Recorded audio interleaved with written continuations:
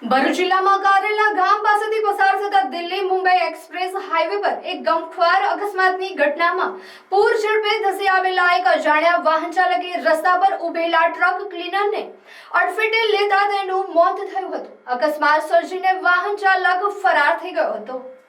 મળતી માહિતી મુજબ તમિલનાડુથી કાપડ ભરીને રાજકોટ જઈ રહેલી એક ટ્રક નંબર TN 52 AB 9252 જ્યારે ભરૂચના કારેલા ગામ પાસે રેસ્ટ એરિયામાં ઊભી હતી ત્યારે આ દુર્ઘટના ઘટી હતી। ટ્રકમાં સવાર ક્લીનર સંતોષ ટ્રકમાંથી નીચે ઉતરીને રોડની સાઈડમાં ઊભા હતા।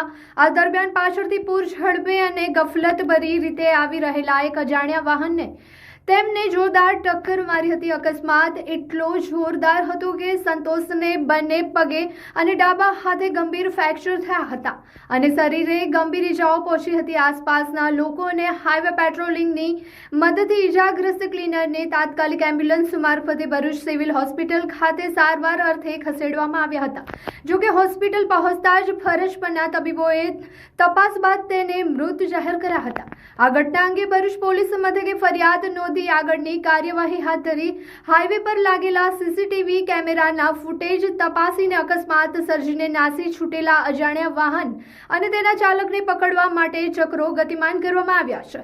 મૃતક ક્લીનરના પરિવારને આ અંગે જાણ કરવાની તજવીજ પણ હાથ ધરાઈ છે।